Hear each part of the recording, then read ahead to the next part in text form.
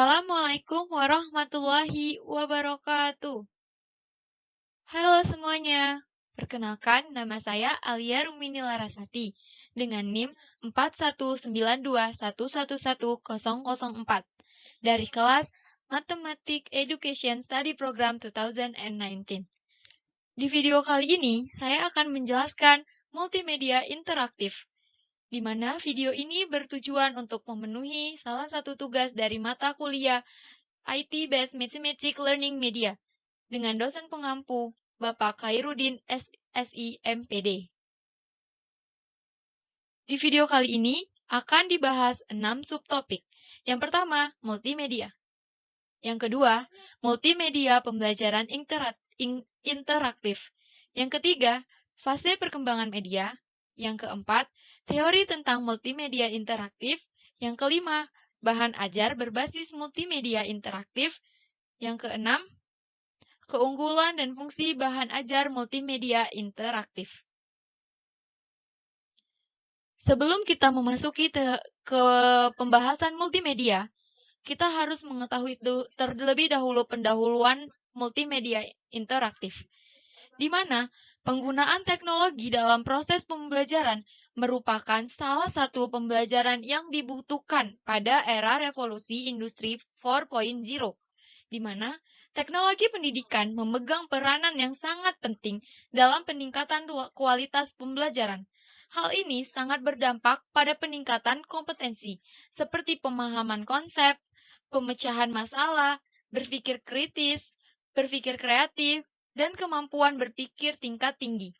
Dengan memanfaatkan teknologi, juga diyakini dapat meningkatkan kemandirian belajar peserta didik yang merupakan tujuan pembelajaran nasional.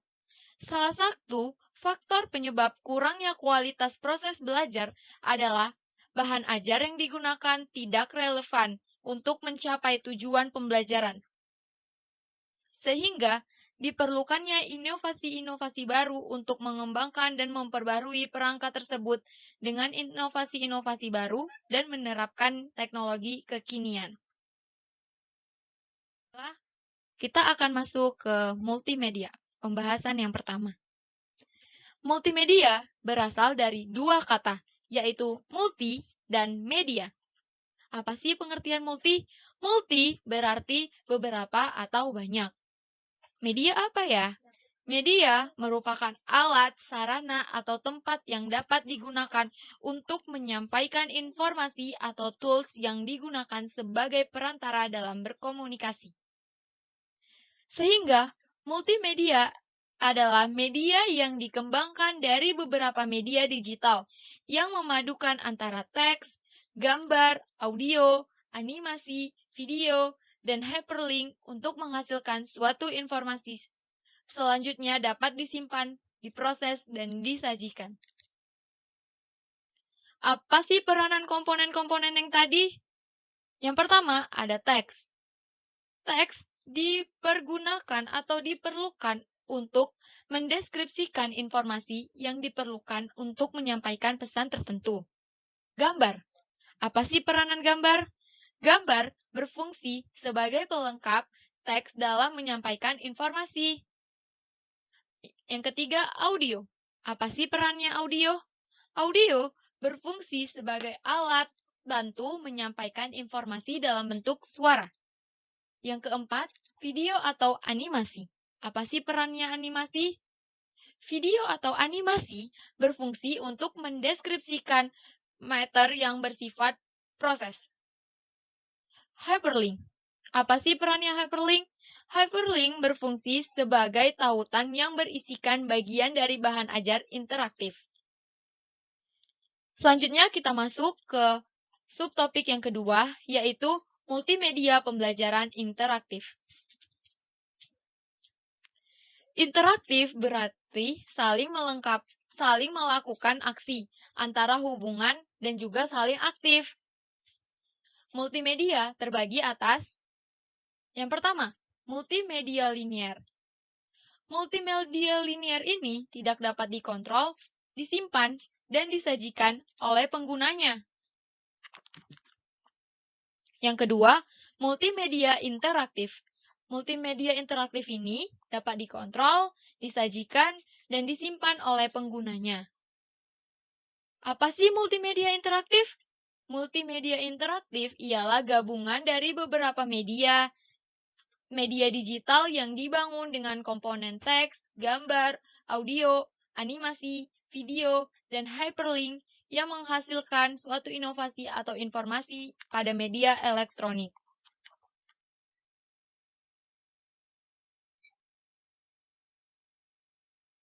Selanjutnya, interaktivitas suatu multimedia didefinisikan sebagai tingkat keterlibatan pengguna ketika menggunakan media tersebut. Menurut Bosworth dan Boskaya, mereka berpendapat bahwa terdapat 4 level utama interaktivitas yang dilakukan pengguna. Yang pertama, level pasif. Pada level ini, pengguna hanya bertindak sebagai penerima informasi. Yang kedua, level partisipasi terbatas. Pada level ini, siswa dapat melakukan respon sederhana pada saat mengembangkan atau menggunakan bahan ajar. Yang ketiga, level partisipasi kompleks. Pada level ini, siswa dapat melakukan banyak respon dengan cara yang bervariasi dalam menanggapi isyarat instruksional. Yang keempat, level partisipasi nyata. Pada level ini, pengguna terlibat aktif dalam menanggapi isyarat instruksional secara kompleks. Sehingga dapat disimpulkan, multimedia pembelajaran adalah pemanfaatan multimedia dalam proses pembelajaran, di mana terjadi interaksi antara guru dengan siswa, dan juga sumber dengan bantuan multimedia yang digunakan bertujuan agar penyampaian tujuan pembelajaran lebih maksimal. Multimedia pembelajaran interaktif merupakan perpaduan konsep multimedia pembelajaran dengan multimedia interaktif. Multimedia pembelajaran interaktif pula suatu program atau aplikasi pembelajaran yang dikembangkan dengan memadukan antara teks, gambar, video animasi, dan lain-lain dengan bantuan komputer. Baik, kita masuk ke subtopik 3, fase perkembangan media. Pada mulanya, guru merupakan sumber utama yang digunakan dalam proses belajar mengajar. Belajar hanya mendengarkan dan mengingat apa yang disampaikan guru. Selanjutnya, di tahun 1657, buku mulai digunakan sebagai sumber pelengkap untuk belajar. Pada saat itu, para pendidik mulai menyadari akan pentingnya suatu media pembelajaran yang dapat digunakan sebagai alat bantu mengajar atau teaching aid. Di mana alat bantu yang digunakan dapat berupa gambar, model, objek, dan alat lainnya yang dapat membantu siswa berpikir konseptual sehingga mampu menyerap pesan yang disampaikan oleh guru. Pada pertengahan abad ke-20, penggunaan media visual yang dipadukan dengan audio mulai berkembang. Hal ini menjadi cikal bakal berkembangnya media audiovisual pembelajaran.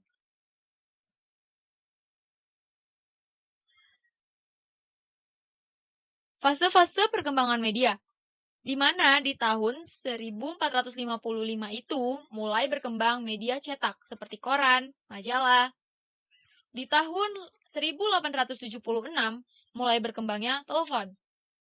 Di tahun 1878 mulai adanya atau berkembangnya media radio. Di tahun 1990 mulai berkembangnya televisi. Dan di tahun 1999 sampai saat ini, perkembangan media udah sampai ke perkembangan media digital, seperti smartphone. Selanjutnya, kita masuk ke subtopik 4, teori tentang multimedia interaktif. Bosworth dan Boskaya di tahun 2015 berpendapat, yang pertama, teori pembelajaran mandiri atau teori independent study. Teori ini menekankan kemandirian pembelajar dan pengadopsian teknologi sebagai cara untuk mengimplementasikan kemandiriannya itu, sehingga pembelajaran dapat terjadi tanpa batasan waktu dan ruang. Pembelajaran juga dapat bersifat individual dengan menyediakan kesempatan untuk memahami materi secara lebih mendalam. Penguasaan materi dipertanggungjawabkan oleh pembelajar dan mereka belajar sesuai langkah yang ditempuh. Yang kedua, teori jarak tanggapan atau Theory of Transactional Distance. Teori ini adalah lanjutan dari teori pembelajaran mandiri tadi. Teori jarak tanggapan mengacu pada jarak kognitif antara pengajar dengan pembelajar. Jarak tanggapan ialah perpaduan antara psikologikal dan komunikasi. Peluang adanya kesalahpahaman antara input yang disampaikan pengajar ke pembelajar. Konsep kunci dari teori ini adalah adanya dialog, struktur, dan otonomi pembelajaran. Selanjutnya yang ketiga itu teori kekayaan media atau Theory of Media Richness. Di mana Duff dan Langell mengatakan bahwa teori kekayaan media berdasarkan pada teori pemrosesan informasi. Berdasarkan teori ini, semakin bias pesannya, maka akan dibutuhkan lebih banyak petunjuk dan data untuk dimengerti. Teori kekayaan media menempatkan media komunikasi yang berkelanjutan untuk mengkomunikasikan pesan yang kompleks. Yang keempat, ada teori pembelajaran multimedia atau Theory of Multimedia Learning. Teori ini dikembangkan atau dikemukakan oleh Richard Mayer. Di teori ini dijelaskan bahwa pembelajaran dengan multimedia dari perspektif psikologi dan menekankan bahwa individu akan belajar lebih baik ketika pesan multimedia dirancang secara konsisten, sesuai cara berpikir manusia. Subtopik 5 yaitu bahan ajar berbasis multimedia interaktif. Bahan ajar merupakan suatu perangkat informasi atau alat yang disusun secara sistematis dan berfungsi membantu proses belajar untuk mencapai tujuan pembelajaran. Berdasarkan fungsi, tujuan, dan bentuknya, bahan ajar dapat dibagi menjadi beberapa bagian. Yang pertama, bahan ajar versi cetak. Misalnya itu buku, modul, lembar kerja aktivitas siswa, handout atau brosur. Yang kedua, ada bahan ajar versi audio, di mana bahan ajar hanya dapat didengarkan, misalnya seperti radio, kaset, CD, dan lain-lain. Selain itu, juga ada bahan ajar audio visual, di mana bahan ajar ini dapat didengar dan juga dapat dilihat, seperti video, animasi, dan lain-lain. Dan yang terakhir, ada bahan ajar multimedia interaktif, di mana bahan ajar ini dirancang berbasis komputer, seperti Computer Aided Instruction dan bahan ajar berbasis web. Selanjutnya, yaitu aspek-aspek pengembangan bahan ajar. Yang pertama, tujuan pembelajaran. Mana tujuan pembelajaran ini merupakan proses pengembangan yang harus mempertimbangkan capaian pembelajaran berupa peningkatan kompetensi pengetahuan, sikap, dan juga keterampilan. Yang kedua, ada kematangan kognitif siswa. Bahan ajar yang baik harus sesuai dengan tingkat kematangan kognitif peserta didik. Misalnya aspek kemampuan pemecahan masalah, berpikir kritis, kemampuan spasial, dan lainnya. Dan yang ketiga, ada referensi dengan kebutuhan peserta didik. Hal ini berguna agar bahan ajar dapat digunakan sebagai instrumen yang membantu peningkatan kompetensi yang dilakukan oleh peserta didik. Yang keempat, ada teori belajar, di mana teori belajar ini sebagai fondasi pengembangan bahan ajar. Bahan ajar sebaiknya dikembangkan berdasarkan teori-teori konstruktivisme dan humanisme. Hal ini bertujuan agar terciptanya generasi yang humanis dan mampu menyelesaikan masalah secara mandiri dan berkolaborasi. Yang kelima, ada pendekatan, model, dan strategi pembelajaran. Bahan ajar akan lebih baik dan akan lebih tersistematis apabila dikembangkan berdasarkan fase-fase karakteristik suatu pendekatan, model, dan juga strategi belajar. Yang terakhir, norma sosial masyarakat, di mana bahan ajar sebaiknya mengadopsi aspek sosial masyarakat di lingkungan sekitar, agar pengalaman belajar yang diperoleh dapat menjadikan peserta didik sebagai manusia yang memiliki etika dan normal sesuai dengan nilai-nilai yang berlaku. Selanjutnya yaitu bahan ajar. Yang pertama, bahan ajar berfungsi sebagai pedoman bagi guru untuk melakukan aktivitas belajar mengajar. Yang kedua, bahan ajar berfungsi sebagai pedoman substansi materi dan tujuan pembelajaran yang ditentukan. Dan yang ketiga, bahan ajar berfungsi sebagai alat evaluasi yang terarah untuk mengukur capaian pengetahuan, sikap, dan keterampilan. Kita masuk ke subtopik yang keenam, keunggulan dan fungsi bahan ajar multimedia interaktif. Ini merupakan subtopik yang terakhir. Apa sih keunggulan dari bahan ajar multimedia interaktif ini? Yang pertama, lebih cepat menemukan informasi yang diinginkan, di mana pencarian informasi pada bahan ajar interaktif cukup menggunakan search engine atau fitur pencarian. Yang kedua, lebih mudah digunakan dibanding versi cetaknya. Bahan ajar ini dapat diakses tidak terbatas ruang dan waktu. Artinya, bahan ajar ini dapat diakses kapan dan dimanapun pengguna berada. Yang ketiga, dapat melakukan proses revisi, koreksi, dan penambahan informasi dengan cepat. Yang keempat, dilengkapi komponen gambar, audio, video, animasi, hyperlink, sehingga lebih menarik dan lebih mudah memahami kontennya. Yang kelima, lebih mudah diperoleh dan disebarluaskan. Cukup dengan hyperlink, bahan ajar ini sudah dapat digunakan dan disebarluaskan secara masif. Yang keenam, dipenuhi informasi yang luas dan beragam, di mana hanya dengan menggunakan atau hanya dengan membuat tautan hyperlink tadi, pada buku tersebut, pengguna dapat memperoleh banyak referensi melalui tautan-tautan tersebut. Dan yang terakhir, dengan multimedia interaktif, maka proses belajar berlangsung secara interaktif pula, sehingga siswa dapat melakukan aktivitas belajarnya secara mandiri tanpa ketergantungan penuh dengan guru.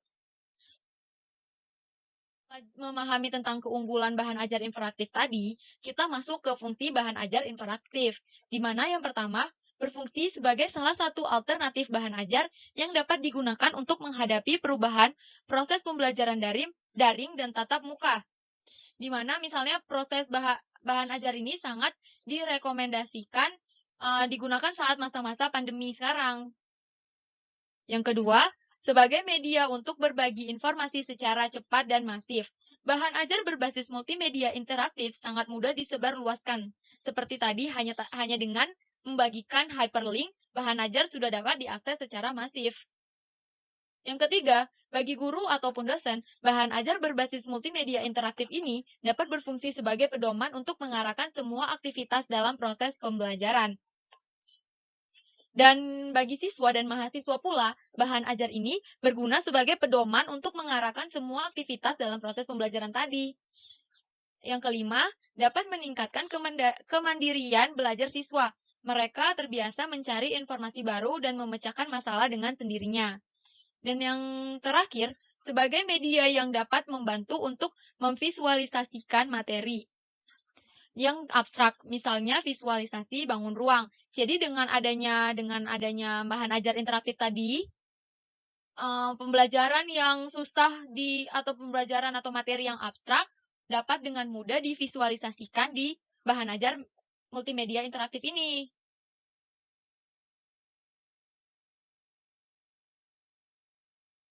Oke, sepertinya hanya ini yang dapat saya sampaikan. Terima kasih dan assalamualaikum warahmatullahi wabarakatuh.